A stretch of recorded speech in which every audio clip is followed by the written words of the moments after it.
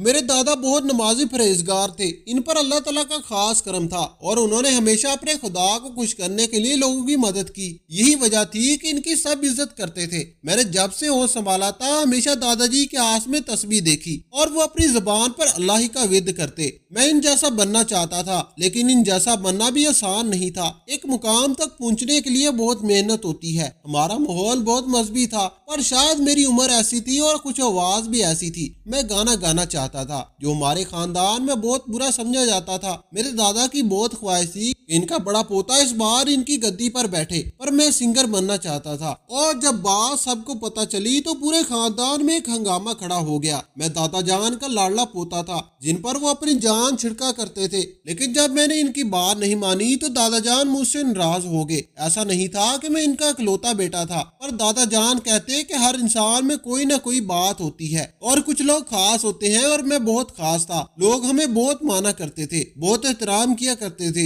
اور دادا جان کے ہاتھ میں اللہ نے شفا بھی رکھی تھی۔ میں ابھی کم عمر تھا اور میری آواز بھی بہت اچھی تھی۔ ہمارے محلے میں ایک میدان تھا، لڑکے اس میں کرکٹ کھیلا کرتے تھے۔ میں اور میرا دوست عام طور وہیں جا کر بیٹھ جایا کرتے تھے۔ میرا دوست مجھے گانے کی فرمائش کرتا، میں جیسے ہی گانا شروع کرتا ہوں ہم پر ایک بے خودی سی طاری ہو جایا کرتی، لیکن میرے دادا جان مجھ سے خفا ہوتے کہ پیروں کا بیٹا ہو کر کتنے گھٹیا شوق پا رکھے ہیں۔ ہم 4 بہن بھائی تھے۔ میں کم عمر تھا لیکن کسی بھی قسم کی کوئی پریشانی نہیں ہوتی تھی۔ میرے دادا جان ہر وقت جادو جنات کی باتیں کیا کرتے تھے اور ان کے سحر سے لوگوں کو ذات کرواتے۔ مجھے اچھا نہیں لگتا تھا، میں اس کام سے بہت عاجز تھا، اس لیے یہاں سے نکلنا چاہتا تھا۔ میں اپنے محلے کا سب سے خوبصورت لڑکا تھا۔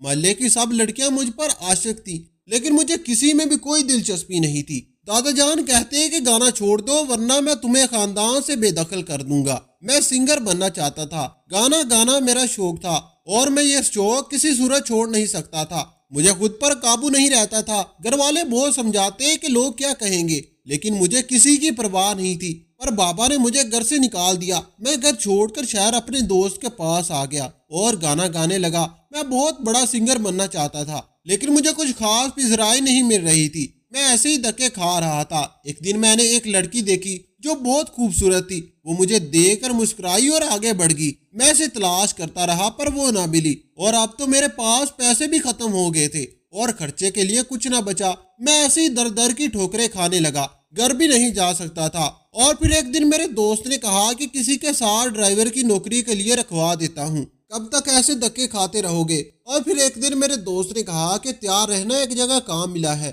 صبح وہاں جانا ہے۔ مجھے بہت شرم آتی ہے کہ اتنے بڑے خاندان کے چشم و چراغ ہو کر میں کسی کی نوکری کروں گا، لیکن اب اس کے علاوہ کوئی چارہ بھی نہیں تھا۔ میرا دوست مجھے اپنے ساتھ لے گیا اور ایک جگہ پر کام رکھوا دیا۔ میں نہیں جانتا تھا کہ میں کہاں ہوں، لیکن جب ایک دن اسی خوبصورت لڑکی کو دیکھا تو میرا تو خوشی کا ٹھکانہ ہی نہ رہا تھا۔ میں نے اس لڑکی کو دیکھا، میرا اول دوبارہ اسے دیکھنے کے لیے بےتاب تھا۔ میں سوچ بھی نہیں سکتا تھا کہ میرے دل کی خواہش اتنی جلدی پوری ہو جائے گی، اور وہ لڑکی میری مالکن تھی۔ میں جیسے ہی اس لڑکی کو دیکھتا مجھے پہلے سے زیادہ اس سے محبت ہونے لگتی تھی۔ میں جب تک اسے دیکھ نہ لیتا مجھے ایک پل چین نہ آتا، اور اسے دیکھتے ہی میرے جیسے دل کو قرار آ جاتا۔ میں اس لڑکی سے بات کرنے کی کوشش کرتا، لیکن مجھ میں ہمت نہیں تھی۔ میں اس کے شہر میں گم ہو جاتا اور اسے دیکھتا رہتا۔ میں نے اپنے دوست ذیشان کو بتایا کہ ایک لڑکی کے عشق میں مبتلا ہو چکا ہوں، لیکن اس سے اظہار نہیں کر پاتا۔ اسے دیکھ کر مجھے کچھ یاد نہیں رہتا۔ میرا دوست کہتا کہ کیا ہو گیا ہے، تمہاری طبیعت تو ٹھیک ہے، کیسی باتیں کر رہے ہو؟ میں کہا کہ جو پھر تم بتا رہے ہو وہ کیا ہے؟ میں نے کہا کہ ایک دن جب میں واپس تمہارے گھر آ رہا تھا، کسی نے مجھے آواز دے کر روکا۔ وہ مجھے میرے نام سے پکار رہا تھا۔ میں رک گیا، پیچھے مڑ کر دیکھا تو ایک آدمی تھا۔ اس نے کہا کہ شروع صاحب آپ کو میڈم بلا رہی ہے۔ میں نے کہا کہ کون سی میڈم؟ اس نے گاڑی کی طرف اشارہ کیا تو میں اس کی طرف چلا گیا۔ عجیب سی گاڑی تھی اور رات کے وقت مجھے کچھ عجیب سا محسوس ہوا۔ گاڑیاں ایسی تھی کہ ان کے اندر بیٹھنے والا نظر آ رہا تھا۔ میں نے پیچھے دیکھے بنا اسے کہا کہ آپ کو کوئی غلط فہمی ہو رہی ہے، آپ نے شاید کسی اور کو بلایا ہوگا۔ اس نے کہا کہ نہیں، آپ کو ہی بلانے کا کہا تھا۔ پچھلا دروازہ کھلا اور ایک دلکش خوبصورت لڑکی کی آواز آئی، घबराए नहीं, बैठ जाए। और इस आवाज ने मुझे मदहोश कर दिया। मैं इसके साथ बैठ गया और मुझे बुलाने वाला शख्स गाड़ी की अगली सीट पर बैठ गया। कार में बिल्कुल अंधेरा था, इसलिए मुझे आवाज देने वाली सूरत दिखाई नहीं दे रही थी, लेकिन इसके पास से उठने वाली खुशबू ने मुझे नढाल कर दिया था। मैं इस वक्त की कैफियत लफ्जों में बयान नहीं कर सकता। मैंने अपने दोस्त से कहा कि तुम जानते हो कि मैं झूठ नहीं बोलता, जो कुछ तुम्हें बता रहा हूँ वो हरूफ बहरूफ सच है। मेरे दोस्त ने कहा कि मैं जानता हूँ तुम कभी झूठ नहीं बोल सकते, अब आगे बताओ कि फिर क्या हुआ। मैंने कहा कि फिर गाड़ी चलते हुए कहां कहां से गुजर रही थी, मुझे कुछ पता नहीं चल रहा था। मैं ऐसी हालत में था कि मुझे कुछ समझ नहीं आ रहा था। मेरे दोस्त ने कहा कि इस लड़की ने कोई बात तो की होगी, कुछ तो कहा होगा कि वो कौन है और तुम्हें अपने साथ क्यों बिठाया। मैंने कहा कि नहीं, वो रास्ते पर खामोश रही और मुझे भी इतना होश नहीं रहा था कि इससे खुद पूछ सकूं। मेरे दोस्त ने कहा कि हैरत की बात है। मेरे दोस्त ने कहा कि हैरत की बात है, जब तुम्हें कुछ कहना ही नहीं था तो फिर तुम्हें बुलाया क्यों और गाड़ी में क्यों बिठाया। मैंने अपने दोस्त से कहा कि इसके बाद वो मुझे अपने साथ लेकर एक बड़े से बंगले में आ गए, लेकिन मैं नहीं जानता था कि मैं कहाँ हूँ और ये कौन सी जगह है। फिर इस आदमी ने मुझे कहा कि आप गाड़ी से उतर जाओ। मैं उतर गया और मेरे साथ बैठने वाली भी गाड़ी से उतर गई, लेकिन मैं इसे देख नहीं सका क्योंकि इसने खुद को एक बड़ी सी शॉल में लिपटा रखा था, चेहरा भी छुपा रखा था। मुझे एक बड़े से कमरे में पहुंचा दिया गया। फिर मैंने अपने दोस्त से कहा कि तुम्हें क्या बताऊं, इसके कमरे की सजावट ऐसी थी जैसे कोई फिल्म चल रही हो।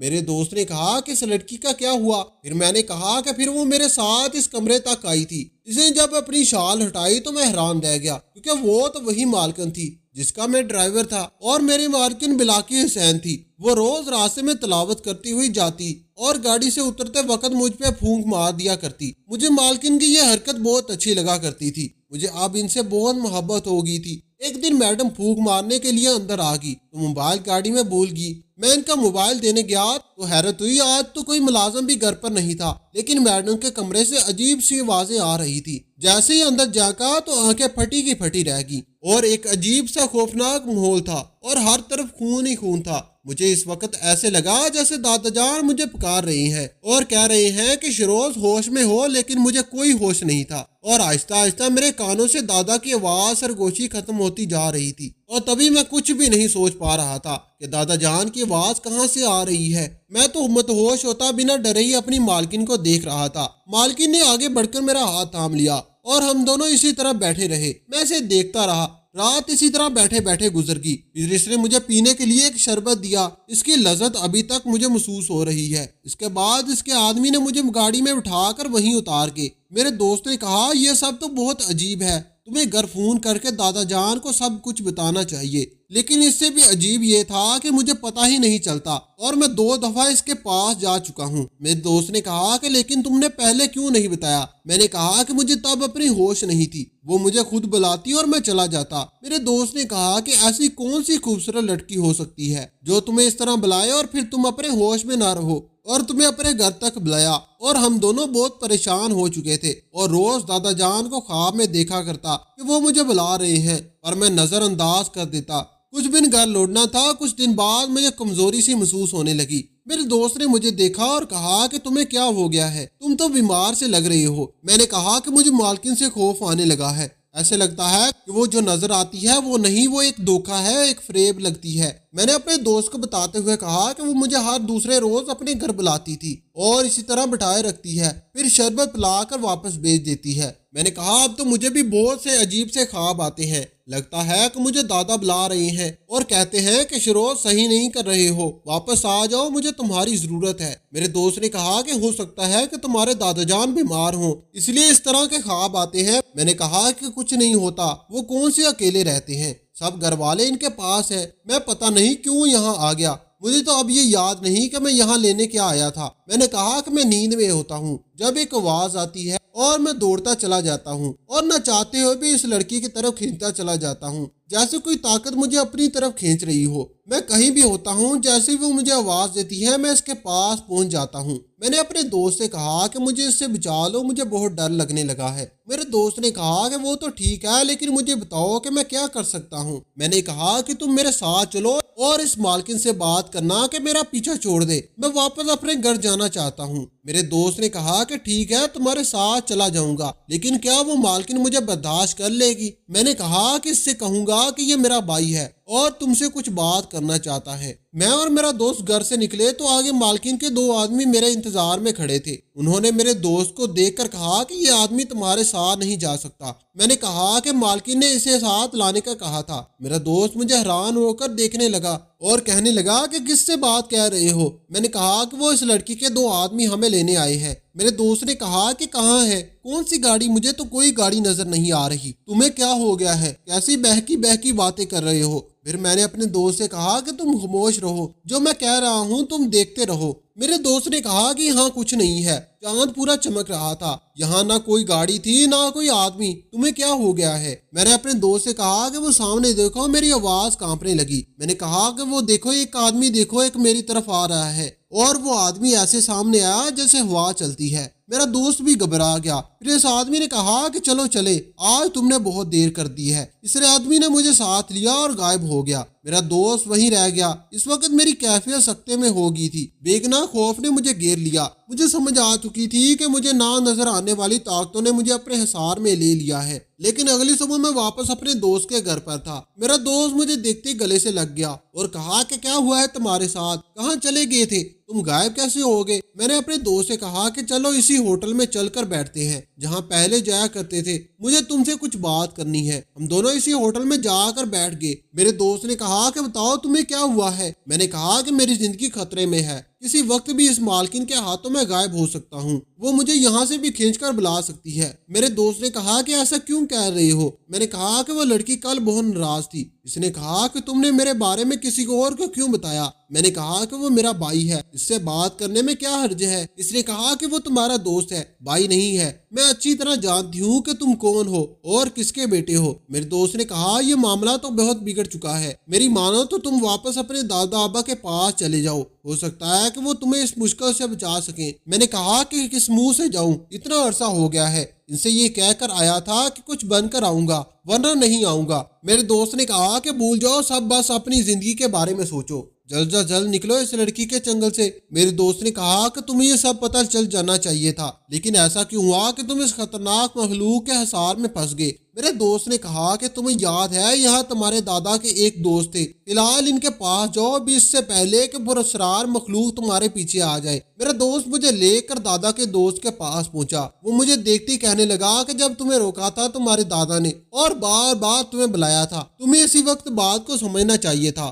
اور واپس لوٹ جانا چاہیے تھا۔ پھر وہ دادا کے دوست مرکابہ کرنے لگے۔ پھر کچھ دیر بعد سر اٹھا کر میری طرف دیکھا اور کہا کہ تم پر حصار بن چکی ہے، وہ لڑکی نہیں جن زادی ہے اور وہ کسی کو لینے آئی ہے جس کے لیے تمہاری ضرورت ہے۔ میں حیران ہوا۔ میں نے کہا کہ کسے لینے آئی ہے؟ عالم صاحب نے کہا کہ وہ تو تمہیں تمہارے دادا ابا ہی بتا سکتے ہیں۔ میں نے کہا کہ جب میں چھوٹا تھا مجھے اگر کوئی مخلوق کسی بھی شکل میں نظر آتی تو میں انہیں پہچان لیتا تھا، لیکن جب سے شہر آیا ہوں مجھے ایسا لگتا ہے کہ جیسے میں کسی قید میں رہ گیا ہوں۔ عالم صاحب نے کہا کہ جو صلاحیت ان میں تھی وہ اب اس لیے رہی ہے کیونکہ اس جنزادی نے جادو شربت پلایا، اس سے وہ تمہارے ذہن کو قابو کر چکی ہے۔ میں نے کہا کہ اب کیا ہوگا؟ مجھ سے بھول ہوگی جو دادا ابا کی بات نہیں مانی۔ عالم صاحب کہنے لگے کہ یہ سب تو ہونا تھا، اس جنزادی نے جتنے ظلم کیے ہیں کسی کے ذریعے تو اسے پکڑنا تھا۔ میں نے عالم صاحب سے کہا کہ اب واقعہ وہ پکڑی جا سکتی ہے۔ عالم صاحب نے کہا کہ ہاں، لیکن اس کو پکڑنے کے لیے بہت زیادہ طاقت کی ضرورت ہے۔ میں نے کہا کہ پھر اسے کون قابو کر سکتا ہے؟ میں اس کے احساس سے کیسے نکلوں گا؟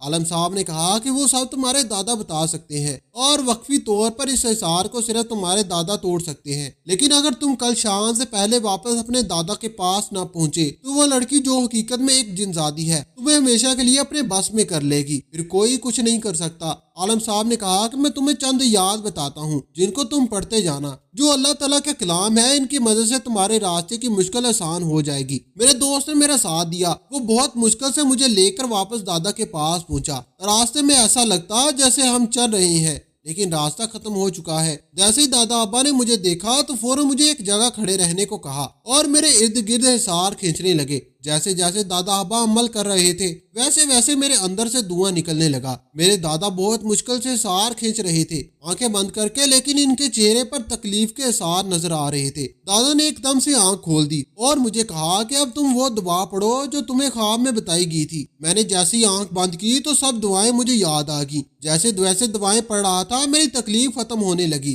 اور اس کے بعد میں نے خود کو ہلکا پھلکا محسوس کیا، جیسے بہت بھاری بوجھ اتر گیا ہو۔ پھر دادا ابا سے معافی مانگنی چاہی، لیکن انہوں نے کہا کہ میں تمہیں اسی وقت میری بات مان لینی چاہیے تھی۔ تم کیا سمجھتے ہو اس لڑکی نے تمہارا پیچھا چھوڑ دیا ہے؟ بلکہ نہیں، وہ جانتی ہے کہ تم کہاں ہو، یہاں تک کہ وہ ہر کوشش کرے گی۔ دادا ابا نے مجھے ایک تعویذ باندھا اور کہا کہ اسے خود سے الگ مت کرنا۔ پھر ایک دن میں محلے کے اسی میدان سے گزر رہا تھا تو اچانک میرے سامنے وہی آدمی نمودار ہوا جو اس جنزادی کے ساتھ تھا۔ میں اسے پہچان چکا تھا، وہ انسان نہیں تھے، غلام تھا۔ اسے جنزادی نے اپنی قید میں بنا کر قید رکھا تھا۔ میں نے گھبرائے ہوئے پوچھا کہ اب کیسے آئے ہو؟ اس نے کہا کہ تمہیں مالکی نے بلایا ہے، وہ سامنے گاڑی کھڑی ہے۔ میں نے کہا کہ اب کیا کام ہے تمہاری مالکین کو؟ جاؤ اس سے جا کر کہو جب کام اس کا ہے تو وہ خود آئے میرے پاس۔ اس آدمی نے کہا کہ جو ایک حقیقت میں ایک جن تھا، تمہاری اتنی جرت، تم میری مالکن کو آنے کو کہو۔ اور اس نے مجھے ہاتھ سے پکڑنا چاہا تھا، تبھی اس کا ہاتھ خود بخود مجھ سے دور ہوتا گیا اور وہ واپس بھاگ گیا۔ میں حیران تھا کہ مجھ میں ایسی کون سی قوت آ گئی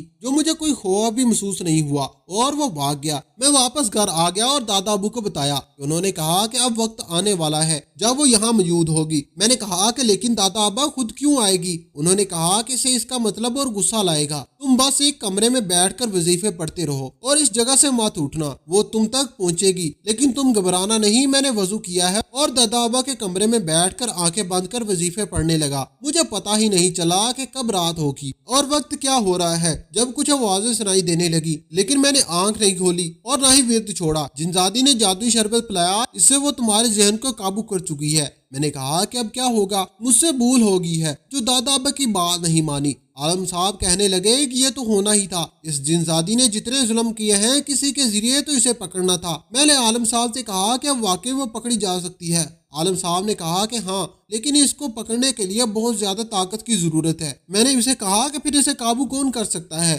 میں اس کے حساب سے کیسے نکلوں گا؟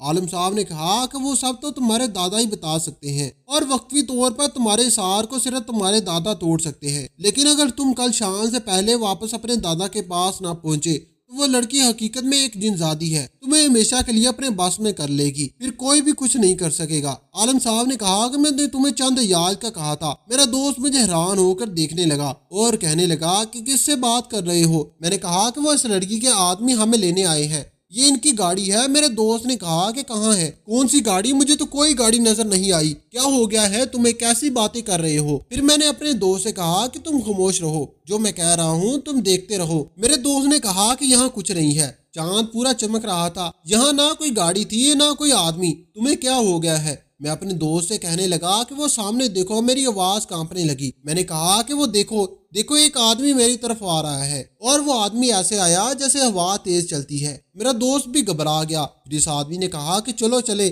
آج تم نے بہت دیر کر دی ہے۔ اس آدمی نے مجھے ساتھ لیا اور غائب ہو گیا۔ میرا دوست وہیں تھا، اس نے کہا کہ تم نے اچھا نہیں کیا، میں نے اتنی محنت کی تمہارے پوتے پر اتنا مقصد پورا کرنے کے لیے۔ دادا نے کہا کہ جو تم چاہتی ہو وہ تمہیں نہیں مل سکتا، آج تمہیں میرا پوتا ہی ختم کر دے گا۔ تم نے ہمیں اتنا ہلکا سمجھا جو چلی آئی ہو، تم نے خود ہی اپنی جان خطرے میں ڈالی۔ اب وقت آ چکا ہے کہ ہم تمہیں تمہارے ظلم کا انجام بھگتنا ہوگا۔ پھر دادا نے مجھے کہا کہ شیروز اسے ختم کر دو، یہ زندہ نہ بچے، یہ میرا حکم ہے۔ دادا ابا کا اتنا کہنا تھا کہ مجھ پر رخت تاری ہوگی۔ میں ورد کرتا رہا اور وہ مجھے روکنے کی ناکام کوشش کرتی رہی۔ پھر 2 گھنٹے بعد اس کو آگ لگنے لگی، وہ چیخنے چلانے لگی۔ میں پڑھتا جا رہا تھا، وہ ختم ہو رہی تھی۔ تبھی میں نے میرے سامنے جلنے والی آگ کے پاس پڑے مٹی اٹھا کر اس میں پھونک ماری اور وہ ختم ہوگی۔ دادا ابا اٹھ کر مجھے گلے ملی اور کہا کہ آج تو تم نے وہ کر دکھایا جس کی مجھے بہت پہلے سے تم سے امید تھی۔ میں نے کہا کہ دادا ابا آپ جانتے ہیں وہ مجھ تک کیسے پہنچی؟ انہوں نے کہا کہ ہاں، تمہیں کیسے اور کب بلاتی تھی، میں سب جانتا تھا اور چاہتا تھا کہ وہ تمہارے پیچھے یہاں تک جلے تک یہاں آئے اور اپنے انجام کو پہنچے۔ दादा ने कहा कि जब तुम पैदा ही नहीं हुए थे और तब एक जगह मैं किसी काम से गया था। जब किसी ने मुझे रास्ते से भड़काना चाहा, मैंने एक ही वार से इसे पकड़ लिया और कैद कर लिया। इसको कैद किए हुए 40 साल गुजर गए। किसी को पता नहीं था वो कहाँ है, किसके पास है और जानते हो कि वो कौन था। मैंने कहा कि बताएं दादा जान कौन था। उन्होंने कहा कि वो इस जिनजादी का भाई था और ये इतनी ताकतवर थी, इसने अपनी ताकत से पता लगवा लिया कि इसका भाई मेरे कब्जे में है। ये इस वक्त तुम्हारे जरिए पहुंचना चाहती थी, लेकिन अल्लाह का करम हुआ कि सब बिल्कुल वैसा ही होता गया जैसे मैं चाहता था। सही कहते हैं कि जो बड़े कहते हैं वो आपके भले के लिए होता है। हमें चाहिए कि हम बुजुर्गों की बातों को अहमियत दें और इन्हें समझने की कोशिश करें। तो दोस्तों, आपको हमारी आज की कहानी कैसी लगी? कमेंट बॉक्स में अपनी कीमती राय का इजहार जरूर कीजिएगा। वीडियो पसंद आई हो तो वीडियो को लाइक करें और दूसरों के साथ जरूर शेयर करें। मजीद इस तरह की सबकवास कहानियां और वाकयात सुनने के लिए हमारे चैनल को सब्सक्राइब जरूर करें। शुक्रिया। खुदा हाफिज।